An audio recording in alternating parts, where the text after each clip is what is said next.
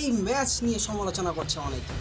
দেখুন, আমরা একটা সময় বলতাম যে মেসিবিহীন আর্জেন্টিনা কে উড়িয়ে দিবে সবাই, কিন্তু দেখুন আমরা হন্ডুরাসের বিপক্ষে মেসিবিহীন আর্জেন্টিনার নিয়েই জয় করেছি। সো আমরা কিন্তু 3বারের বিশ্ব চ্যাম্পিয়ন, 4বার বিশ্ব চ্যাম্পিয়ন হতে যাচ্ছে। তো সমালোচনা করলে গুণগত সমালোচনা করতে হবে।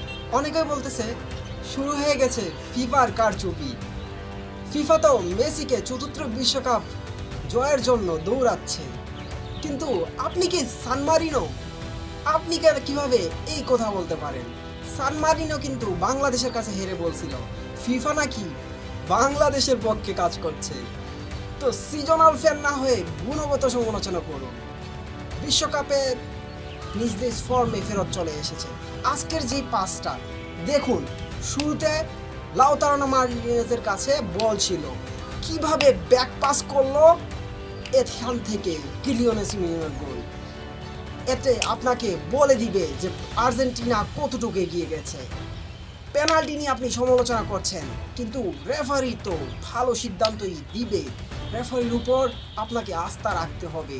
আপনি যদি বলেন ফিফা আর্জেন্টিনার জন্য কাজ করছে, তাহলে সান মারিনো তো ঠিক বলেছে।